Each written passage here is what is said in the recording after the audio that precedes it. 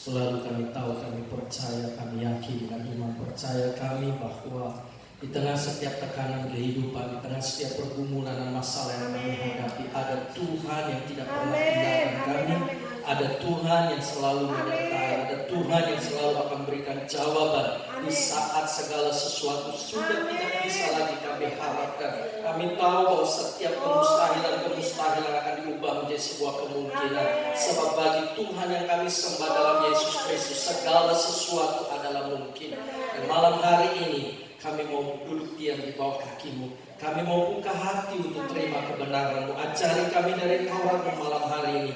Dan buka mata kami untuk kami memandang keajaiban dari Taurat-Mu. Telinga yang mendengar, mata yang melihat, hati yang terbuka untuk menerima firman-Mu. Bicara dan ajar kami dari firman-Mu. Tuntun setiap langkah hidup kami sehingga kami bersesuaian menjalani kehidupan ini dalam kehendak Tuhan yang sempurna. Tuhan, jadikan kami bukan hanya sebagai pendengar yang baik, tetapi jadikan kami juga menjadi pelaku yang taat dari setiap firman yang kami terima. Dalam nama Yesus kami berdoa. Amin. Amin. Puji Tuhan, silakan duduk. Shalom Ibu-ibu. Apa kabar? Tuhan Yesus baik. Amin. Puji Tuhan. Malam hari ini saya beri tema kebenaran firman Tuhannya adalah tentang identitas orang percaya. Identitas berarti bicara tentang siapa sih sesungguhnya seseorang. Setiap orang itu memiliki identitas. Ketika manusia lahir di muka bumi ini pasti punya identitas. Tidak ada orang yang tidak punya identitas. Sekalipun dia nggak punya KTP, tetapi tetap dia punya identitas. Setiap manusia yang lahir di muka bumi ini pasti punya identitas. Identitas sebagai seorang anak di dalam sebuah keluarga, identitas sebagai seorang warga dari satu kota, dari satu bangsa, identitas sebagai orang percaya, identitasnya banyak. Dikenal dari apa yang dikerjakannya, dikenal dari apa yang diperbuat dalam kehidupannya, yang diulang itu akan menjadi ciri khas, itu akan menjadi sebuah identitas. Nah, malam hari ini saya mengajak ibu-ibu, kita akan bicara tentang identitas kita sebagai orang percaya. Siapa kita sebagai orang yang percaya? Apakah hari-hari ini kita menjadi orang percaya hanya sekedar menjadi orang yang beragama? Hari-hari ini banyak orang yang menjalani kehidupan imannya hanya sekedar sebagai orang beragama, bukan memiliki identitas sejati sebagai orang yang percaya. Sebab orang yang beragama dengan orang yang beriman, orang yang beragama dengan orang yang bertuhan itu jauh beda. Dan kita akan belajar malam hari ini dari setiap kebenaran firman Tuhan. Nah, mari saya ajak kita buka lebih dulu Alkitab kita dari Kisah Para Rasul pasal yang keempat.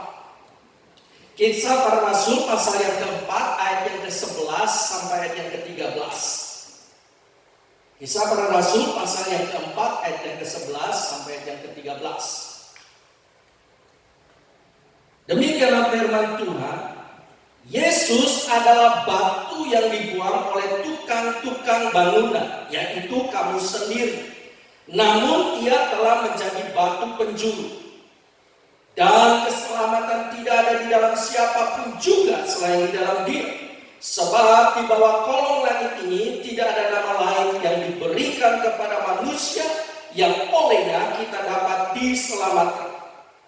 Ketika sidang itu melihat keberanian Petrus dan Yohanes dan mengetahui bahwa keduanya orang biasa yang tidak terpelajar, garis bawahi orang-orang melihat Yohanes, Petrus sebagai orang yang tidak terpelajar, namun pada saat itu membuat cengang, membuat terheran-heran orang-orang yang pada waktu itu hadir melihat keberanian Petrus dan Yohanes.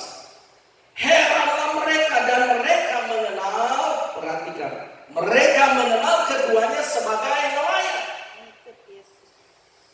Coba. Dan mereka mengenal keduanya sebagai nelayan. Pengikut Yesus. Nah, kalau kita bicara tentang Petrus dan Yohanes, identitasnya sebenarnya sebagai apa? Sebagai seorang nelayan. Tetapi apa yang terjadi terjadi dalam Kisah Para Rasul pasal yang keempat ayat yang ke-13, Petrus dan Yohanes membuat terheran-heran orang yang waktu itu ada mendengarkan mereka, melihat bagaimana mereka punya keberanian, bagaimana mereka yang dilihat oleh orang banyak sebagai orang yang gak terpelajar, orang yang gak masuk hitungan. Identitas Petrus dan Yohanes di mata manusia adalah sebagai orang yang tidak terpelajar, sebagai orang yang tidak diperhitungkan. Itu yang dikenal, itu yang diketahui secara alam pikiran manusia selama ini. Tetapi ketika Petrus dan Yohanes muncul dengan sebuah identitas yang berubah, banyak orang jadi heran. Identitas apa yang berubah pada Petrus dan Yohanes? Yaitu mereka mengenal keduanya sebagai pengikut Yesus. Nah, ibu-ibu yang dikasih Tuhan, kita perlu punya identitas sebagai orang percaya. Identitasnya harus benar. Karena kalau identitas kita sebagai orang percaya, identitas kita nggak benar, kita boleh saja sebagai orang Kristen berjemaat di satu gereja lokal tertentu, tetapi kita bukan orang percaya, kita bukan pengikut Yesus, kita bukan orang yang mengiring Yesus dalam kesejatian, tapi hanya sekedar bergereja, berjemaat, beragama. Dan kehidupan yang seperti ini tidak akan mengubah kehidupan orang tersebut, apalagi mengubah kehidupan orang lain. Identitas kita hari ini, kita akan dikenal sebagai siapa? Sebagai orang Kristen hari ini, di dalam perjalanan hidup kita, dunia akan mengenal kita sebagai siapa.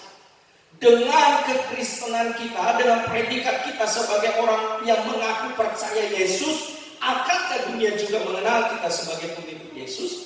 Atau justru orang-orang justru akan melecehkan, merendahkan, dan orang-orang akan bersikap sinis, bersikap antipati terhadap kita. Ya, dia orang Kristen, Kristennya topeng melulu, padahal orang Kristen tapi gosip, orang Kristen tapi kok suka jahat sama orang, orang Kristen tapi tukang berantem, orang Kristen tapi kok bohong, orang Kristen tapi kok suka mencuri, orang Kristen, orang Kristen, orang Kristen. Seharusnya identitas Kristennya harusnya sesuai, tapi ternyata identitas kekristenannya hancur, sehingga orang tidak mengangkat identitas kekristenannya, tapi orang mengangkat identitasnya sebagai penggosip, sebagai seorang pencemooh, sebagai orang yang kasar, sebagai orang yang tukang berantem, suka merendahkan orang.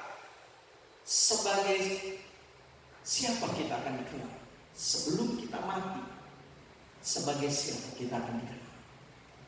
Dunia ini punya sebuah peribahasa. Ketika seseorang meninggal, dunia akan berkata begini: harimau mati meninggalkan belang. Kalau harimaunya loreng, kalau harimaunya penter, meninggalkan belang. Belang apa? Nggak ada penter yang belang, gitu kan? Harus dijelaskan ya, harimaunya harimau loreng. Kalau harimaunya penter ya nggak mungkin, gitu kan? Kalau harimaunya cita, nggak mungkin juga belang. Cita itu nggak belang, cita itu totol-totol gitu ya, bulat-bulat. Tapi ya udah, orang mengenalnya bahwa harimau mati meninggalkan belang, manusia mati meninggalkan hutan. Manusia mati meninggalkan nama. Nah, persoalannya sekarang, nama apa yang kita mau tinggalkan? Nama harum atau nama busuk? Nama baik atau nama jelek? Nah, identitas itu terpengaruh dari semua identitas. Nah, sekarang kita kembali, kita tidak bicara tentang identitas-identitas melalui dunia usaha, melalui apa yang kita kerjakan sehari-hari, tetapi kita mau bicara soroti dari satu bidang, yaitu kita sebagai orang percaya. Kita sebagai orang Kristen, identitas kita sudah benar belum sebagai pengikut Yesus? Petrus dan Yohanes dikenal sebagai pengikut Yesus, padahal orang-orang sebelumnya mengenal mereka sebagai siapa? orang yang nggak terpelajar. Bu, saya tanya sama ibu. Kalau hari ini Petrus dan Yohanes hidup ngikutin pilkada, ya pemilihan bupati atau apalagi pemilihan presiden dan wakil presiden, kira-kira tipe Petrus dan Yohanes bisa masuk kategori hitungan calon yang akan terpilih atau tidak? Tidak. Kenapa tidak? Kenceng banget. Ada kepahitan Petrus dan Yohanes. Kenapa? Tidak terpelajar. Jangankan mungkin ya belum juga daftar ke KPU.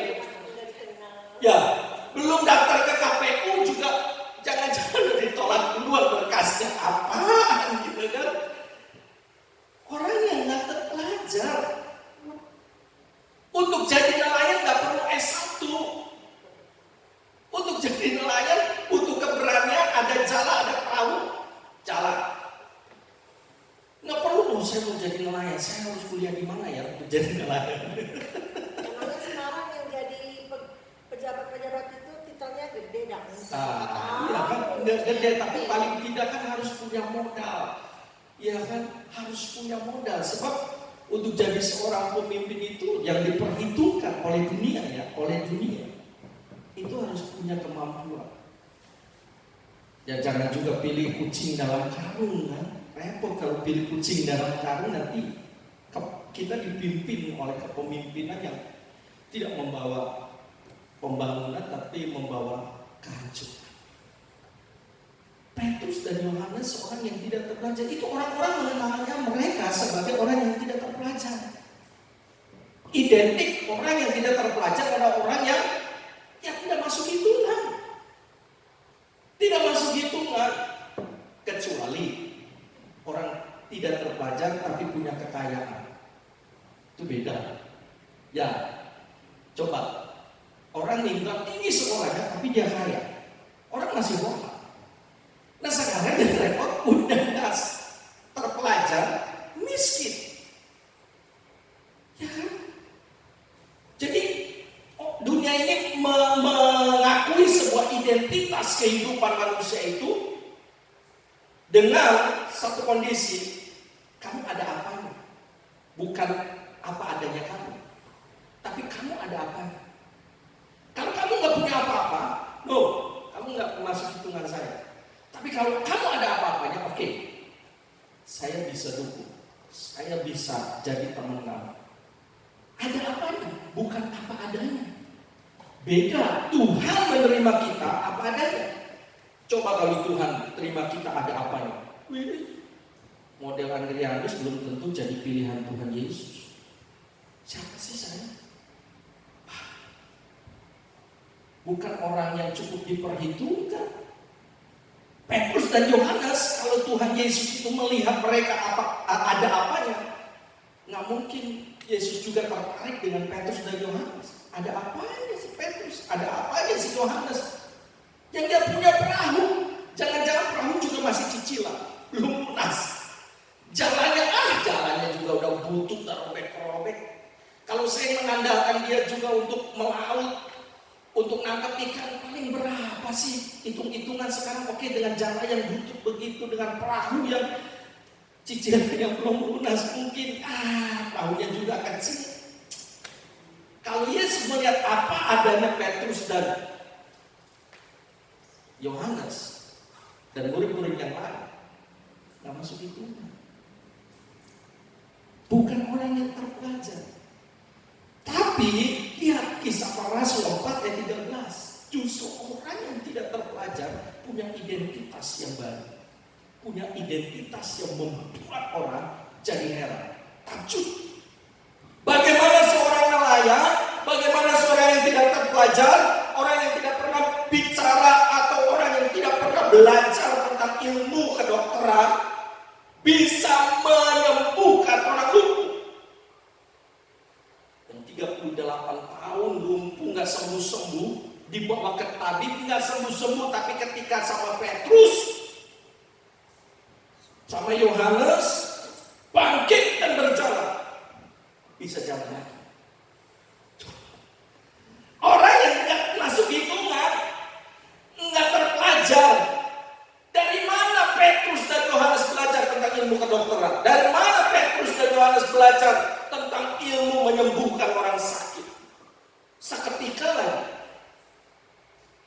Orang lumpuh 38 tahun.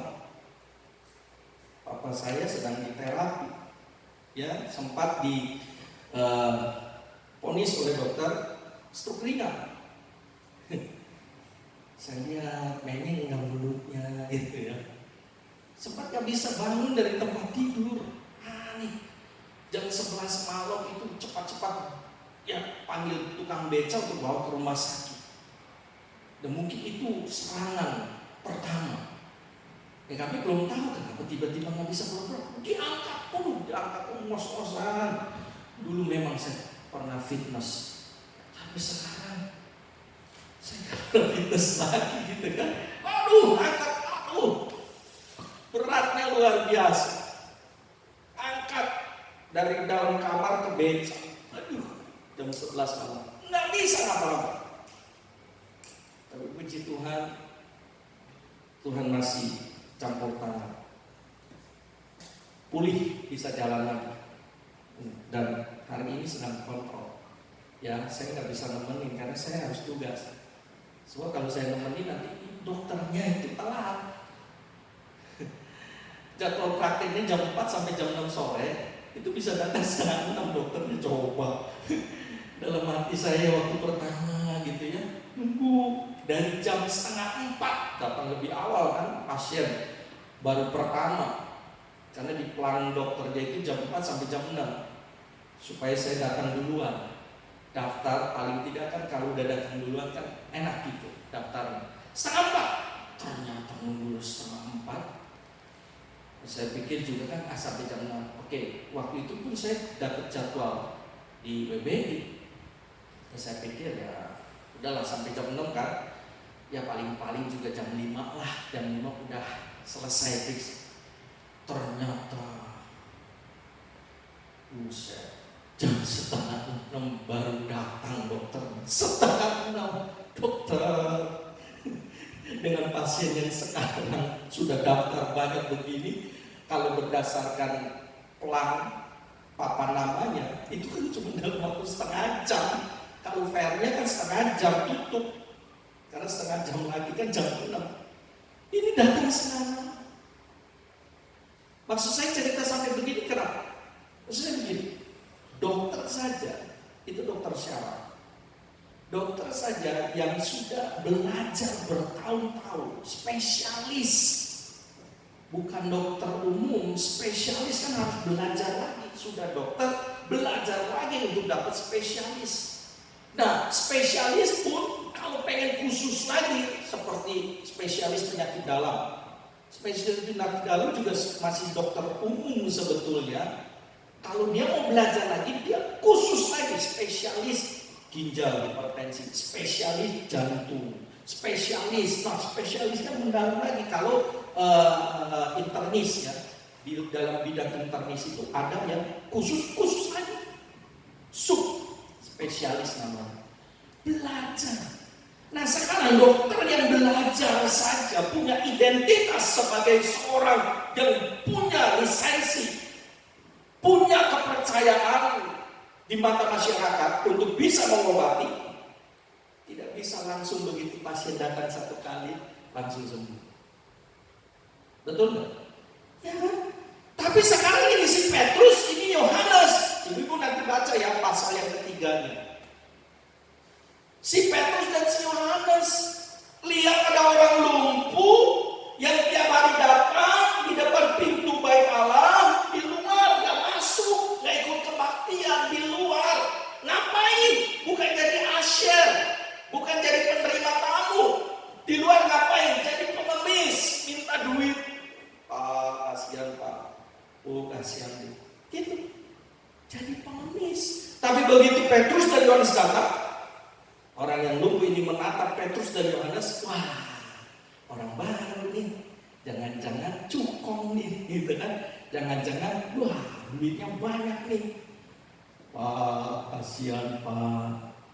Apa yang dikatakan Petrus kepada orang yang lumpuh ini? Petrus bilang begini, Pak, emas dan perak tidak ada padaku, tapi aku akan berikan yang lebih dari emas dan perak. harapan si orang lumpuh ini, apa yang lebih dari emas dan perak? Ibu-ibu pernah beli perhiasan yang paling mahal yang ibu-ibu pernah beli, harga berapa juta? Katakanlah puluhan juta. Oke. Sekarang tiba-tiba ada yang bilang begini, aku memberikan yang lebih dari harga perhiasan yang puluhan juta. Kira-kira dalam bayangan ibu-ibu, apa yang akan dikasih yang lebih? Kalau saya punya segede biji beras, mutiara sebesar, berlian sebesar biji beras, itu harganya luar biasa mahal kan? Nah sekarang ada orang yang mau kasih, misalnya aku akan kasih yang lebih daripada biji beras ini. Apa yang terbayang dalam? Apakah ibu-ibu akan membayangkan berlian sebiji alpukat? Kalau membayangkan berlian sebiji alpukat, ibu-ibu dikasih, mesemnya beda. Mesemnya bukan mesem, beda. Giginya kelihatan. Giginya kelihatan. Ya beda, pokoknya sukacitanya beda. Segede biji alpukat, jangankan segede biji alpukat, segede kacang Garuda aja juga, senangnya luar biasa. Kan si Hotman, saudara sebenarnya Hotman kan gitu. Hotman Paris nantang juga kan sama yang sedang bersoal kasus. Dia bilang begini, kalau bisa membuktikan bahwa apa yang dituduhkan itu tidak benar, saya akan kasih cincin, 3 cincin berlian saya. Kalau bisa dibuktikan. Itu harganya berapa itu cincin yang dipakai si Hotman Paris? Ya kan? Hotman Paris itu diasuransi, tangannya diasuransi, Bu. Ya, kalau yang potong tangan itu, tangannya udah harganya udah 1M 2M, puluhan M, tangannya doang, tangan saya, jempol tanganku, kukunya hitam karena belum dipotong. Coba dibanding cincin Hotman sama cincin saya, dibanding jauh gitu ya Pak. Ini gak ada apa-apanya. Ini bukan berlian. Tapi kalau cincin Hotman Paris, Nah, Petrus sama Yohanes bilang begini, emas dan perak tidak ada padaku, tetapi apa yang aku punya lebih dari emas dan perak aku akan kasih. Bayangan si pengemis, kalau pengemisnya saya, saya harap mungkin dia tidak akan memberi emas dan perak, tapi dia akan memberikan toko emasnya itu. Toko emas dan dikasih. Kan yang lebih. Tapi ternyata apa yang diberikan? Dia bilang begini, demi nama Yesus, orang Nazaret itu bangkit dan berjalan, sembuh, tidak lumpuh lagi. Itu lebih dari emas dan perak. Mungkin bagi sebagian orang mengatakan, apa lebih dari emas dan perak, cuma bisa jalan doang. Ya ngapain tuh? Kalau gua suruh gua lebih baik pilih emas dan perak daripada bisa jalan. Goblok. Misalnya ya, kalau ada yang bilang goblok begitu. Ini contoh, goblok-gobloknya contoh ya. Jangan ditiru. Don't try this at home. Gitu. Dan seketika tidak butuh waktu besok, tidak butuh waktu minggu depan. Begitu Petrus dan Yohanes bilang, bangkit, berjalan. Orang lumpuh ini di dalam pikirannya 38 tahun lumpuh. Sekarang suruh bangun, angkat dong. No, bangkit dan berjalan. Dan dia bangun, dia bangkit dan berjalan. Dan ini yang membuat heran banyak orang. Kenapa? Si Petrus, Yohanes orangnya gak terpelajar, bukan bidangnya lagi. Dia seorang nelayan. Kalau dia belajar ilmu kedokteran pun Dengan sekali pengobatan langsung perubahan. Dan kalau itu terjadi, itu namanya mukjizat. Dan Petrus dan Yohanes buat itu. Dan banyak orang terheran-heran. Dan akhirnya orang mengenal mereka sebagai pengikut Yesus. Hari ini kita akan dikenal sebagai siapa? Apakah kita akan dikenal sebagai pengikut Kristus yang sejati? Atau justru kita hanya sebagai orang Kristen yang hanya bergereja, yang hanya beragama? Tuhan tidak datang untuk orang-orang yang beragama. Tuhan tidak mau kita jadi seadanya. Tuhan Yesus menerima kita apa adanya, tapi Yesus tidak mau kita jadi seadanya. Perhatikan kalimatnya ya. Saya ingat kalimat ini, saya dapat dari sebuah buku yang saya baca, Just Like Jesus, Matt Lucado. Dia bilang begini, di sampul buku Just Like Jesus, menjadi seperti Yesus. Yesus menerima kita apa adanya, bukan ada apanya kita. Lu orang kaya bukan, lu orang berpangkat bukan, orang pintar bukan, ya orang ya orang miskin, ya kamu juga nggak terpandang, status sosialmu juga rendah. Aku nggak mau aku pilih orang-orang hebat. Yesus menerima kita apa adanya, dengan kondisi dan keadaan kita sejelek seburuk apapun. Yesus menerima kita apa adanya. Tetapi setelah diterima, setelah jadi miliknya Yesus, dia tidak mau kita jadi seadanya. Seadanya lah.